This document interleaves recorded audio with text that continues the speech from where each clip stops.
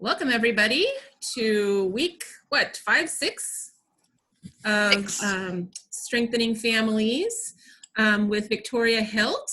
I am Katie Warren with the Head Start ECAP Association, and one thing I wanted to mention this week is that we have added, every week we do meetups with staff to share information, and this week we added some parent meetups. So on Wednesday evening at 7 p.m. there's a parent meetup. It's an opportunity for parents to talk to each other about what's working and what's not working and what they need extra support on and how WASA can help.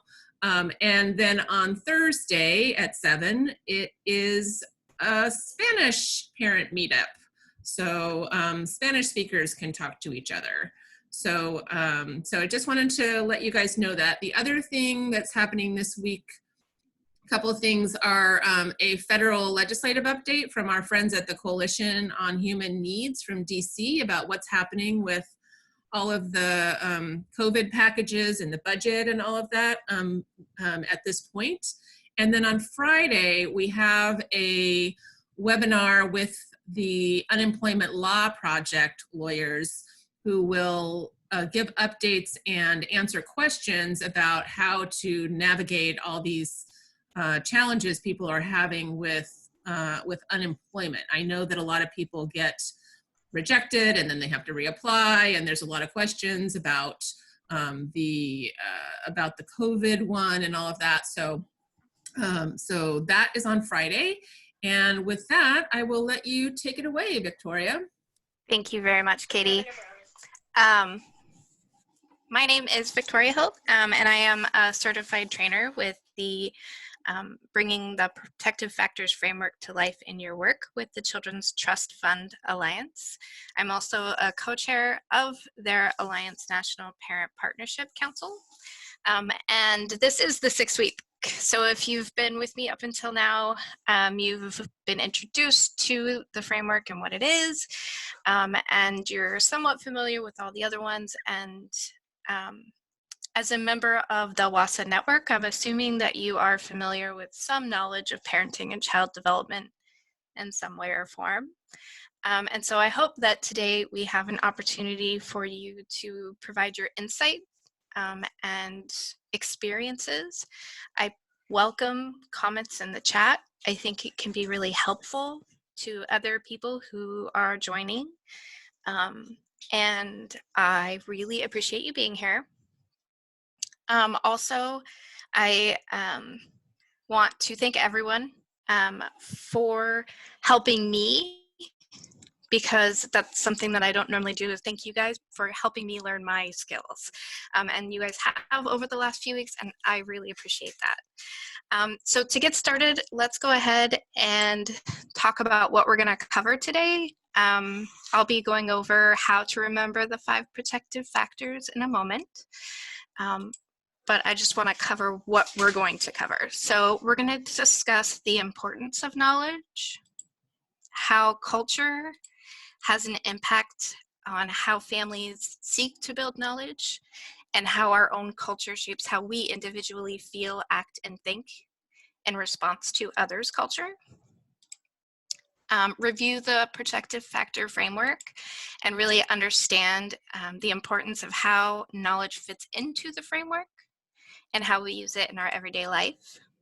Discuss some everyday actions that can help build knowledge of parenting and child development, as well as look at how strengthening parenting and viewing parents as valuable partners is a key piece of this. The last thing is just making sure that we create an environment where parents are comfortable asking for help. It's one thing to offer help, but if people don't feel safe receiving it, then it doesn't go anywhere. And so we want to make sure that we provide that environment. Today, the main goals is just simply defining what it means to have a knowledge of parenting and child development, identify actions that can be taken to strengthen parenting, and create a plan to integrate those ideas into your daily life. So every week I've covered how to remember the protective factors and make sure that you remember them. And so if you've watched before, you're probably familiar. I'll do it one more time so you guys have more exposure. Repeat it, you'll remember it more. So how to remember the 5 protective factors. You use your thumb to remember social and emotional competence of children, because a thumbs up is one of the first ways we learn to communicate our emotions.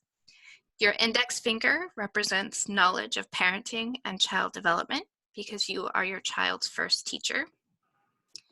Your middle finger can help you remember social connections, because it should never stand alone, and we all need a positive social network.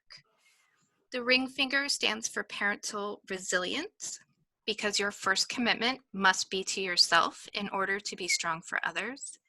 And your pinky finger signifies concrete support in times of need, because it is the smallest finger and reminds us that we all need help sometimes. Now, one of the great things about this tool of how to remember the protective factors is that it was created by a parent group in Michigan as part of its campaign to see what makes your family strong. The posters and more information are available at their website, which is on the screen right now. But if you are calling in, it will also be available on WASA's website. They have the recordings from the previous weeks, as well as the links that are on there.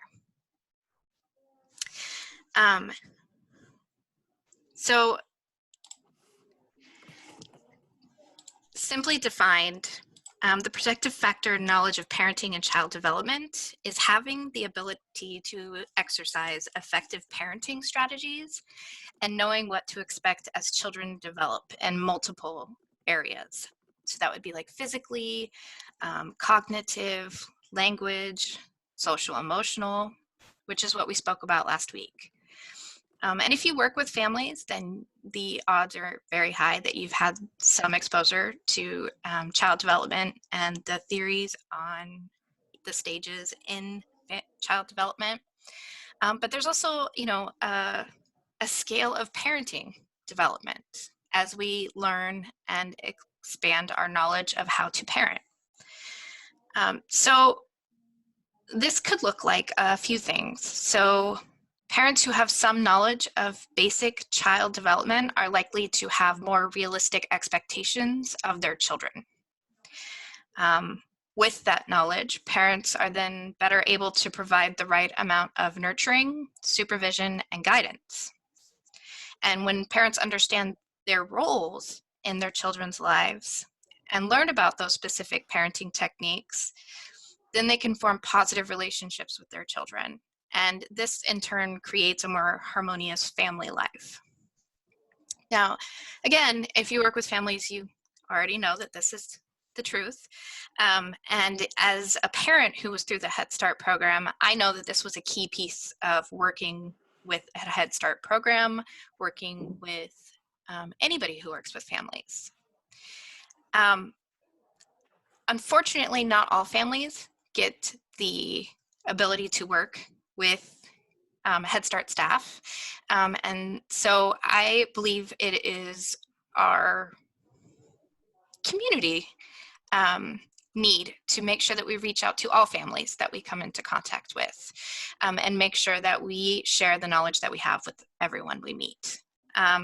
Unfortunately, parents' lack of knowledge of parenting and child development can sometimes lead to a lot of family stress, and it looks different for different people. Frustration can run high when a child behaves in a way that parents don't understand, or who have set inappropriate expectations for their children because they simply don't understand what their children are, where they're at developmentally. Punishments can turn harsh when parents lack the information to make effective discipline decisions and use guidance in their techniques to deal with their children. And I think that more so now than ever during COVID, I think a lot of parents are running into difficulty with that. And I think that it's easy, excuse me, in our day-to-day lives to assume that we know what's going on at school, but right now a lot of parents are getting 24/7 exposure to their kids because they're no longer in a childcare facility, they're no longer at school, they're not doing sports, there's no recess per se, the parks are not as open, they can't go swing around on the monkey bars. All of these reasons and more, I think right now there's a lot of parents that are experiencing stress and difficulty in their responses to children. And that is where our need of developing knowledge of parenting and child development is so important.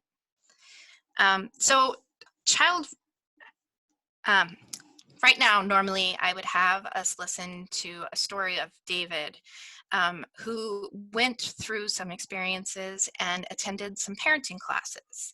And through them, he discovered that there were sort of these rules of parenting. It's a little bit long, and so I'm going to skip it, but I may bring it up next week or the week after. I just recently discovered that there is a whiteboard feature, and I learned how to use it. So next week, I'm going to be trying to use that more. And what it will do is it will allow more people to interact with the content that I have and provide you an opportunity to listen to his story or one of the other parent stories that I have and respond to it. But one of the things that David learned was that there's these rules of parenting, and it's not that it's a rule book. For example, rule 1 is do this, rule 2, do this, but more of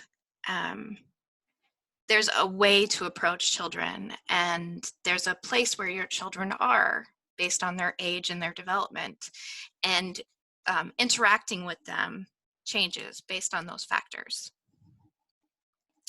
I want to touch on culture and how it can impact knowledge of parenting and child development. Different cultures have different practices, which I think we're all aware of. Some practices can appear neglectful by American standards, when in reality it's just different and potentially a way of building independence from a young age. So it's something that we have to be aware of, and we have to remember that as long as children are safe and thriving, it's not as critical that children are parented the same way, so much as that parents have the information on how to do positive parenting and understand where their children are at. So the first practice that I want us to do is to just take a moment and think about a time in your own life when new information, a new technique, or a new perspective changed how you thought about the challenging behavior of a child. This could have been as a parent, as a caregiver, or in a professional role. And I want you to just take a moment and think back to a time when something happened and you learned something new from that. And think about who gave you the insight and what it was that you learned. How did it change how you interacted with that child and future children? And if you would like to share this specific moment that you had, I would love to read it in the chat box. But the reason that we're doing this is because sometimes when we have a situation, we have to learn how to change our perspective. And actually, I'm gonna change that from sometimes to always. Every child is different, and so each interaction is going to be different. And it's important that we give that space for us to learn.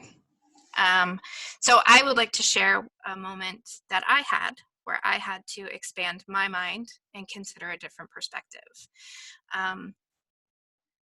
So I had a time in my life where I was volunteering in a classroom, and it was a 3 to 5-year-old classroom.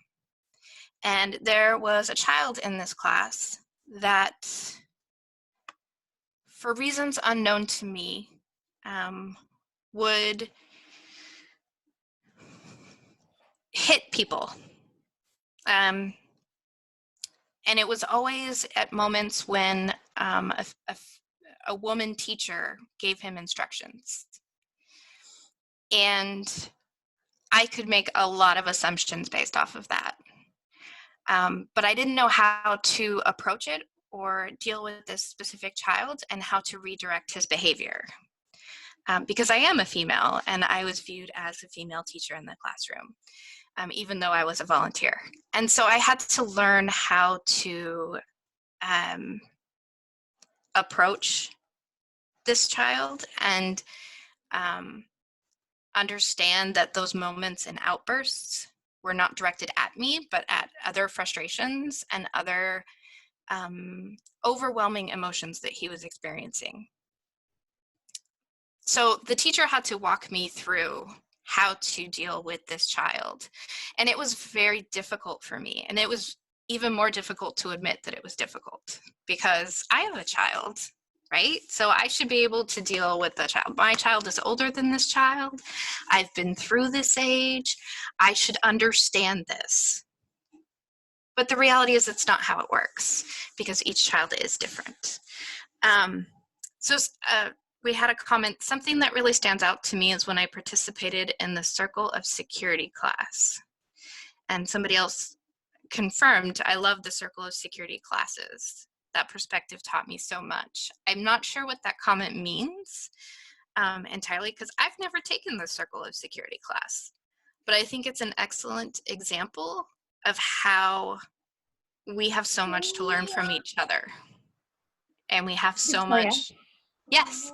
Oh, I was just going to say, it's a class that was offered at Early Head Start when my 2 little girls were enrolled there. And so it was a parenting class offered free to us as parents. So I took it once by myself and then once with my husband. And each time I learned something different. But it talks about like identifying your own triggers, like your shark music, basically. So that was helpful to me. Identifying your own shark music. I love that so much. All I can think about is Jaws now, and the yeah. Thank you very much for sharing that. I'm so glad that you chimed in to say that. Oh, and there's further comment. I once worked with a kiddo that was erratic and violent. The staff often talked about excluding him from the program. Because we took the time to observe him, meet with the family, and speak with the child, we learned that he was experiencing abuse. Because we took the time to be curious, we were able to learn about his trauma and connect the family to supportive resources. So that is an example of when there's more to the story. And I think that there's a quote out there, I might have heard it from a Head Start staff member, I'm not sure, but so I'm sure you've all heard it, where for every misbehavior, there's a story or there's a reason, something along those lines. Does anybody know that quote or what it actually is? I'm gonna have to Google that later because I think that's a really good quote. But essentially, what it means is that for every misbehavior that we see in a child, there's a reason, there's a story, there's a background behind it, and finding out what that background is helps us help the child through that disruptive behavior.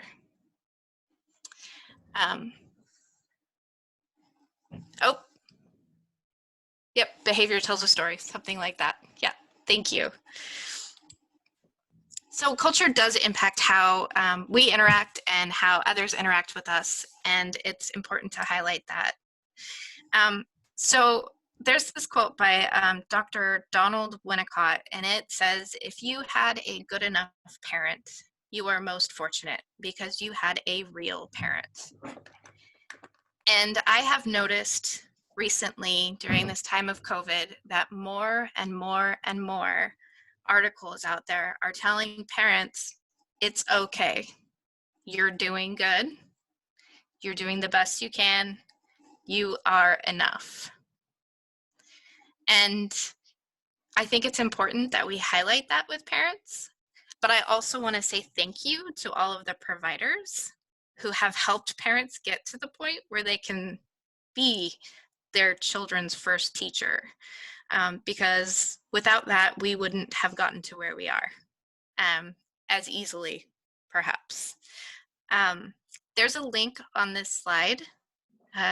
It says, and if it's not on the slide, I'm sorry, Maricela, but it's goodtherapy.org /famous psychologist /Donald-Winnicott.html. It'll be on the WASA webinar recordings, but there's more information about this doctor and some of his good enough parenting writing. And I would encourage you to look at it when you have some free time.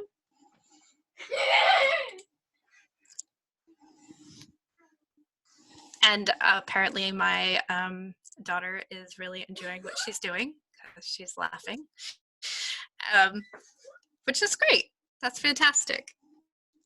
So the next thing that we're going to look at is the pathway to improved outcomes for children and families.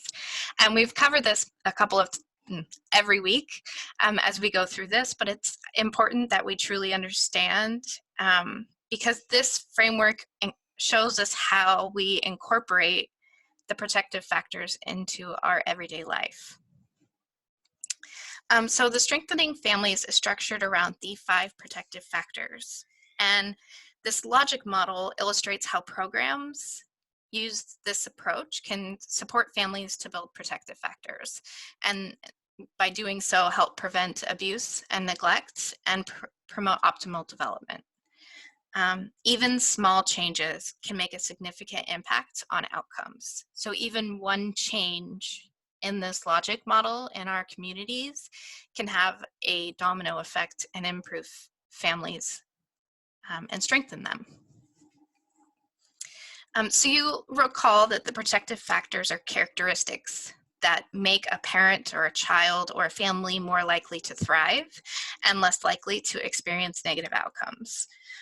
The flip side of a risk factor. And when we look at this,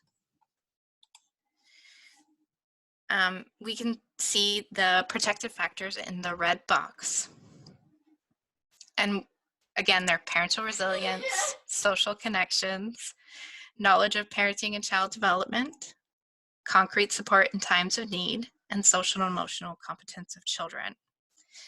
And it has the intended outcomes of having a strengthened family's optimal child development and reduced likelihood of child abuse and neglect.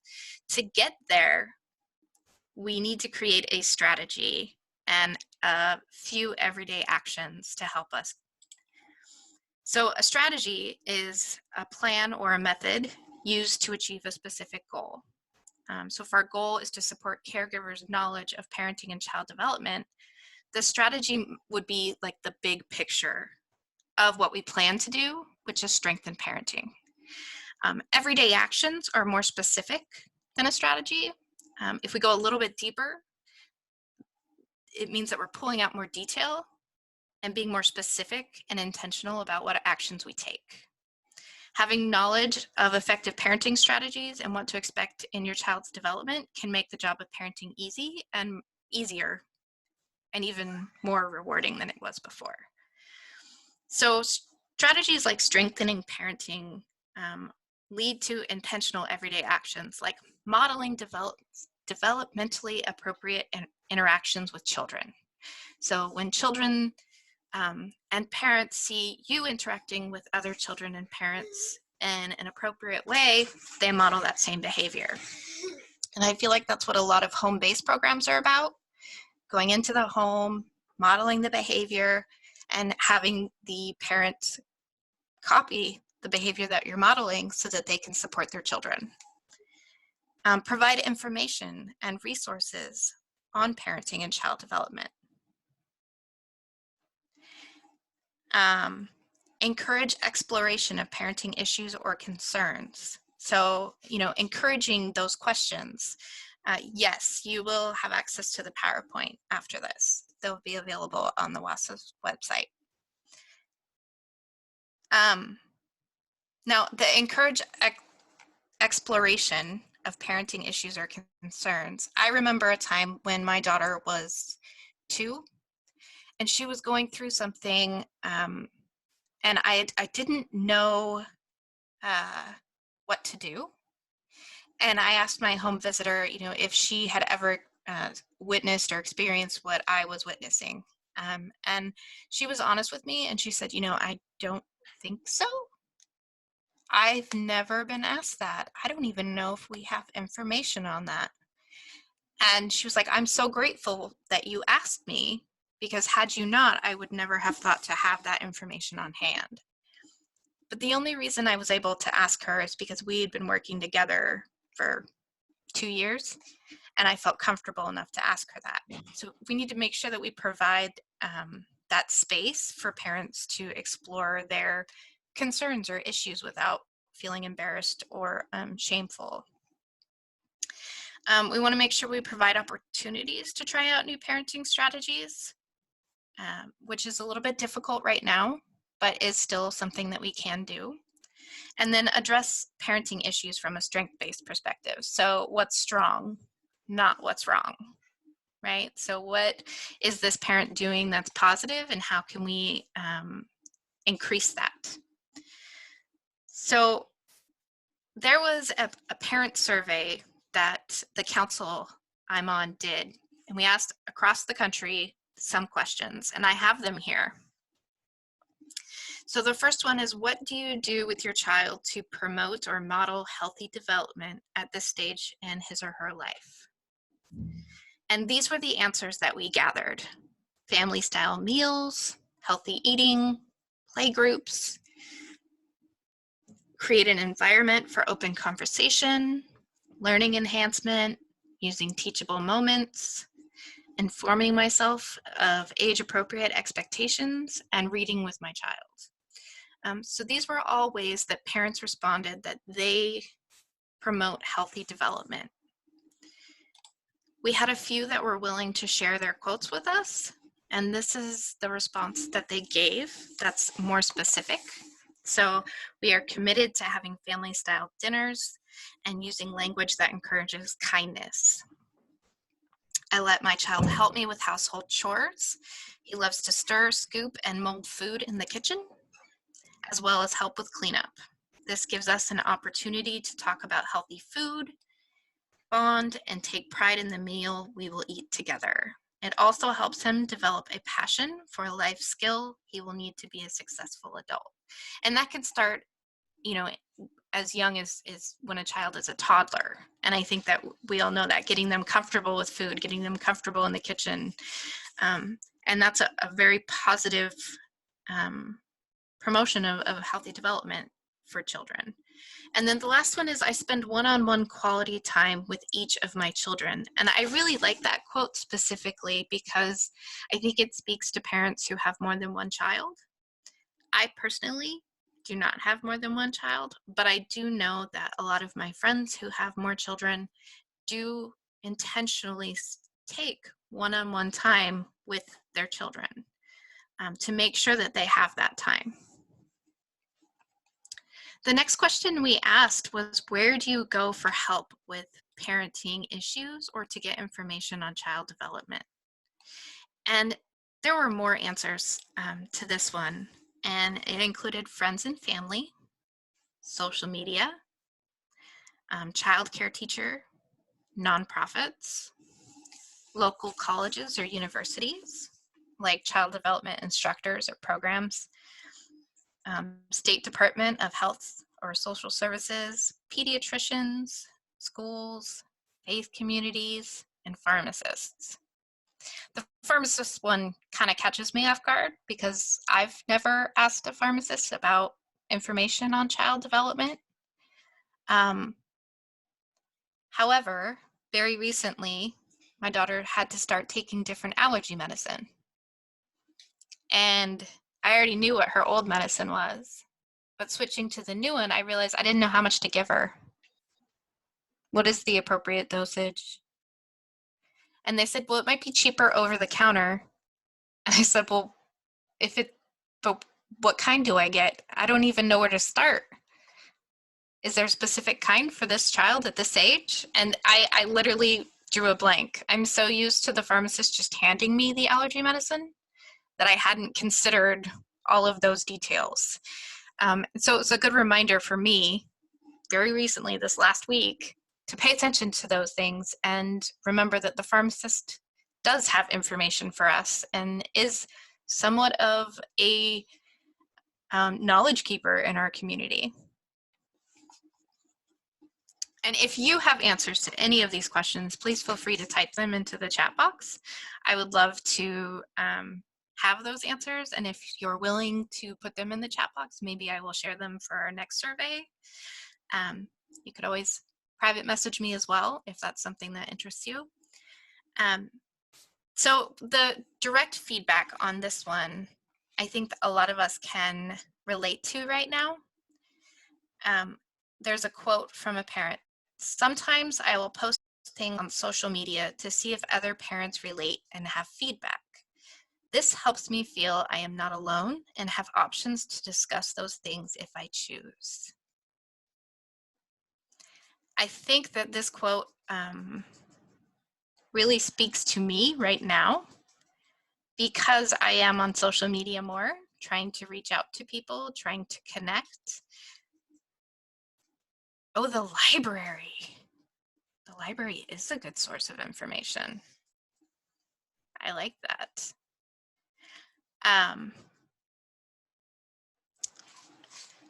Yeah. Another one that also related to the social media was a parent said, my child's school has connected me with a network of parents I consistently turn to when I need advice, as our children have grown together. So this group now, during this time of COVID, is still meeting. They still talk things through. They still have Zoom calls. I think people are having more and more FaceTime with individuals through electronics right now than they would normally do in their everyday lives because we get busy. And those groups become less and less important as our children grow older and maybe have more activities. But now is a great time, I think, to consider where you get your information as your child develops and who you talk to about the things that are happening and where you get more support. So the responses and information from that survey that we did are available on the Alliance's website.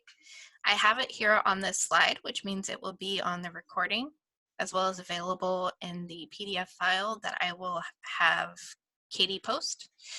But there are more handouts about all of the protective factors surveys we have done, as well as the responses from parents that were willing to share them with us and have them printed.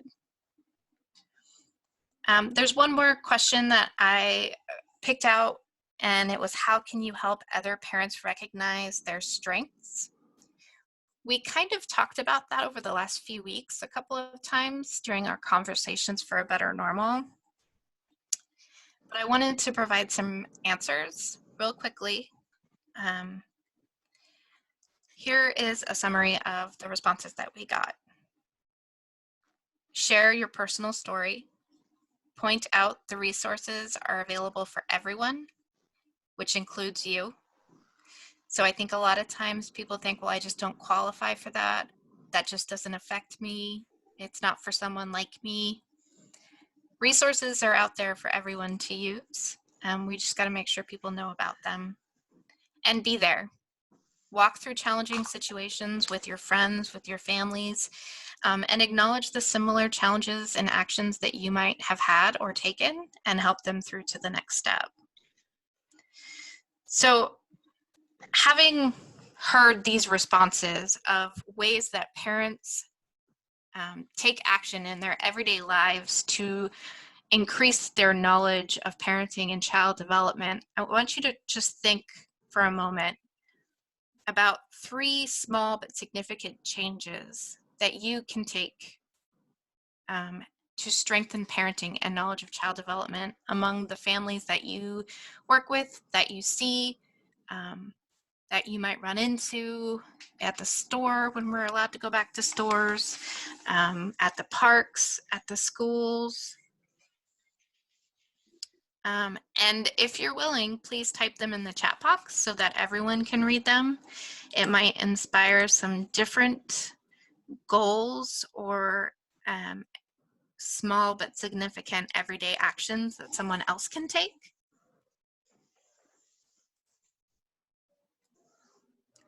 And there were a couple more resources that were listed, which was library, early Head Start and Head Start program, teachers, and school counselors.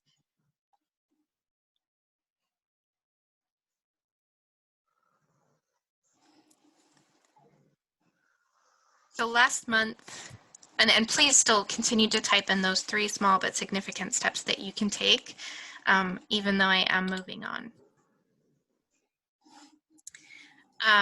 So last month I told you all about April being a month where we annually recognize and elevate the reality of preventing child abuse across the nation. And last month we developed multiple tools to promote strengthening families and the protective factors, as well as providing resources during this time of COVID. They're all still available on the website, and we're only about a week away from Spanish translations, so that's pretty exciting. I wanted to elevate some questions that are a part of that resource that concern knowledge of parenting and child development specifically. So the first question is, learning happens in multiple ways. What are some of the things your family is doing to support your child or children's learning during this crisis? And in what other ways have your children helped your family learn new ways of supporting each other? So if you would like to respond, you can unmute yourself and respond, or you can just type it. If you have an answer that you would like to share concerning this specific question.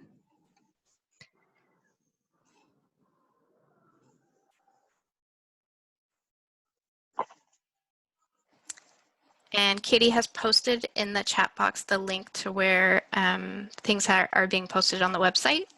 And it's about a week behind, but everything will be up there. We do have a response from the previous questions. My favorite thing to do is to highlight things that parents are already doing that support the relationships they have with their children. Often parents are so busy surviving moment to moment that they don't get a chance to celebrate the good work they are doing as caregivers. And I think that's a very astute insight, and actually the kind of relates to the next question that I have for you, which is, what are ways you are letting other parents know how strong they are? I know a lot of providers are touching base with families, providing doorstep kits of activities they can do with their children, doing their best to help with the separation and the isolation that we're all experiencing right now. So I'm curious to hear what ways you are encouraging parents that they know what they're doing, they have these skills, they are strong, and they will get through this. Or maybe how you're providing insight to members of your own family, your own friend network, not necessarily families you work with because you have the privilege of being their provider, but just families that you are personally reaching out to. Have a response. That is what I find myself doing, stressing out, making sure that my kids are getting their work done, that I'm not celebrating the things we have already done. And I think that's really hard, trying to balance the reality of what they're expected to be doing in education and what we're getting done at home, and making sure we celebrate the strengths that we do have.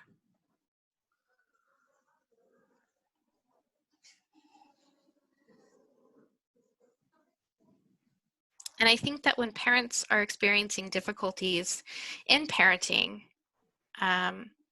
because of a lack of knowledge or just lack of resources, they tend to lose sight of their strengths and positive protective factors that they have in place. And reminding them of these, I think, can be incredibly helpful for the families. And now we are getting responses.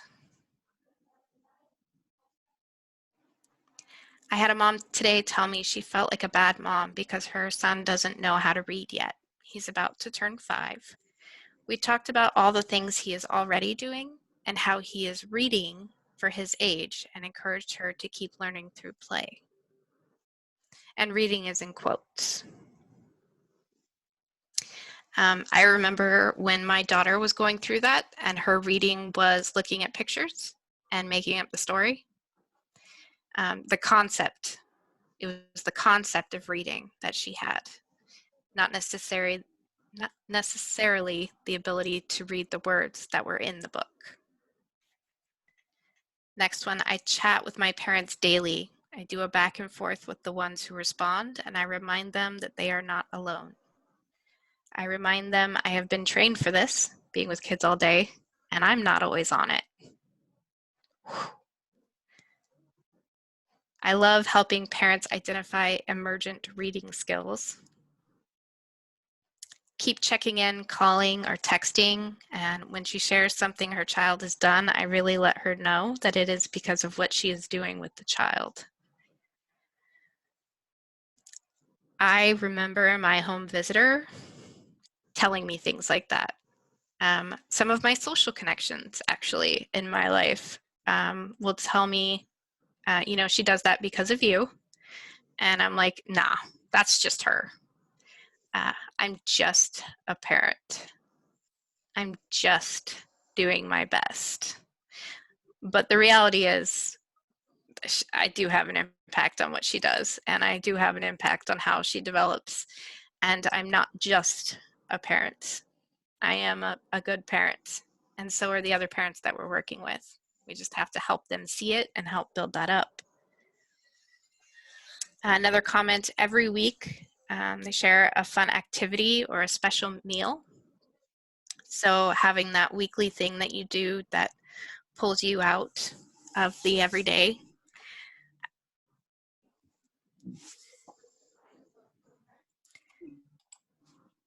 So going back to those 3 strategies that we can do, I just want you to go back to that, and I encourage you to set a goal of those 3 things that you can do, those everyday actions that will impact and support parents to increase their knowledge of child development and parenting opportunities. The other thing that I want to highlight is that a lot of times parents are nervous about asking for help, and I kind of mentioned that. And there are resources like parenting classes, but there's a stigma that surrounds those parenting classes. I don't need it. It's only for those who have trouble. That's where the court-ordered parents go. Yeah, I've heard that. It's unfortunate because I think we all could benefit from parenting classes, because what they do is elevate the positive things that we can do to cope when things get rough. Someone's comment that they have been trained to work with children all day and sometimes they're not always on it. I think that's so important because as parents, we don't get that training and we have the children. And then what? What are you going to do next?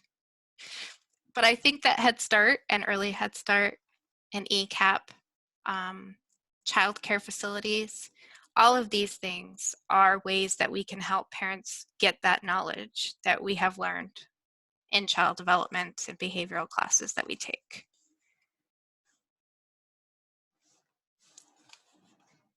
And I just realized I have no idea what time it is.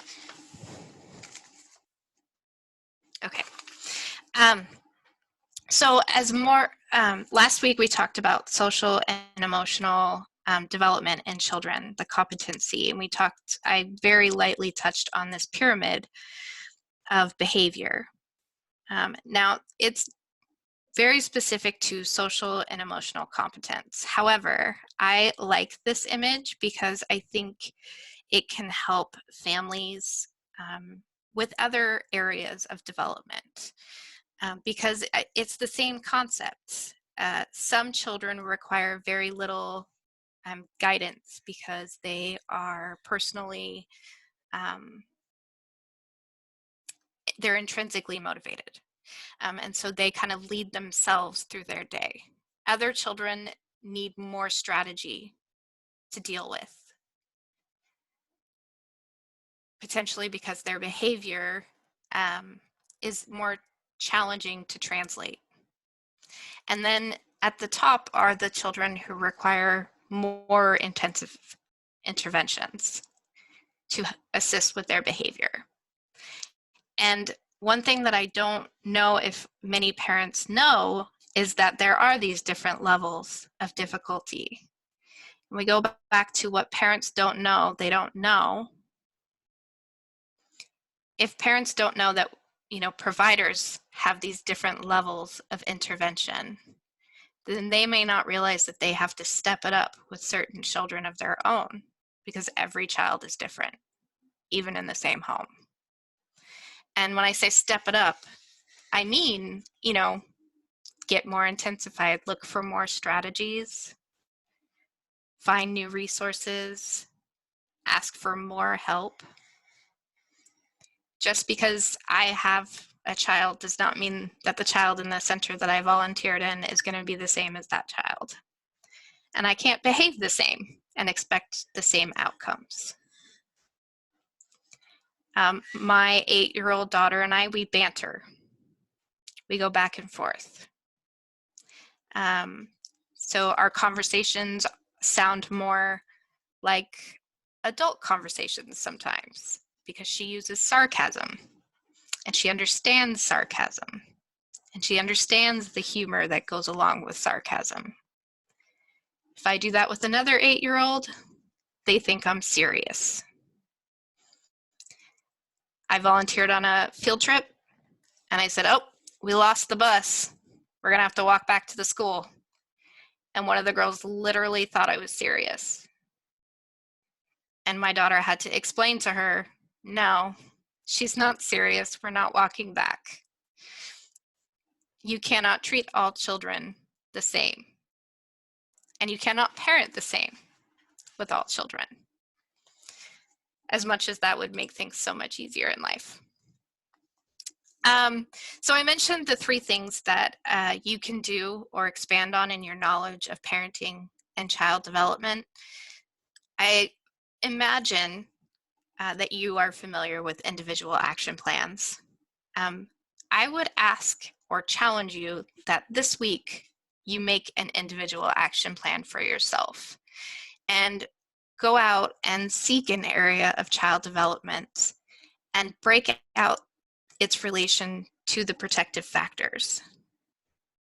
So in that child development area, and it could be in any area that you would like to find, but really connect it to the things that we've been talking about over the last few weeks and break it out to it, where it falls in the protective factors. How does it strengthen a family to have that knowledge? And what are 3 things that you can do in your practice to influence that? I also wanted to elevate some resources that are available to everyone, especially during this time. You may be familiar with some of them. Some of them have been at WASA meetings. I've sat and talked with people who were promoting them. So the first one is 0 to 3, probably familiar with that. But if not, the website is on the slide. They also posted an article on the 30th about parenting during the time of Corona. There's Vroom, which is another website, an app that you can download. Excuse me, and you can have specific to your child. There's another resource, CDC, but this, Victoria, I'm Yeah. sorry. Are these resources available in Spanish? some of them are, yes. If you go to the website, the option is there. Some of them are not, and Vroom, I don't know, but I think it is. Vroom is offered in Spanish. The chat box says so, so it must be true. Thank you. So the CDC, in addition to all of the information on the coronavirus, they also have information on parenting and child development. They even have options all the way up to teenage years, and resources, ways to make schedules, information about food, charts and graphs for growth, and positive parenting skills and positive parenting videos that parents can learn from. And then there's another resource that many people don't know about. It's called onetoughjob.org. And this is a website from Massachusetts Children's Trust, but it is an online resource for just-in-time parenting tips. Again, onetoughjob.org. I wanted to elevate again the Birth Parent National Network. They are doing weekly meetings with their members, both organization and parents. And their whole focus is to shape policy, much like WASA's parent ambassadors do. They are accepting applications of both parents and organizations, and some of their materials are available in Spanish. So I wanted to elevate them and remind you of what the Children's Trust Fund does in their promotion of preventing child abuse and neglect, and leave you with more information opportunities. I know that's a lot of content, but like I said, next week we will be using the whiteboard where you will get to draw and use stamps and be more integrated with the content. I don't know. All right. Yep. Thank you, Victoria. And I wonder if you can send me a list of the key resources so that we can include those on the website. And yeah, thank you everybody for coming. I can absolutely do that. And I noticed that the Massachusetts Parent Trust thing was also available in Spanish, and I think the CDC stuff is in Spanish, so I think a lot of that is multi-language. I think it is too, but I didn't want to say yes and then, Yeah. no. You never know with the government, right? All right, well, thank you everybody for joining us, and have a great week. Thank you, everyone.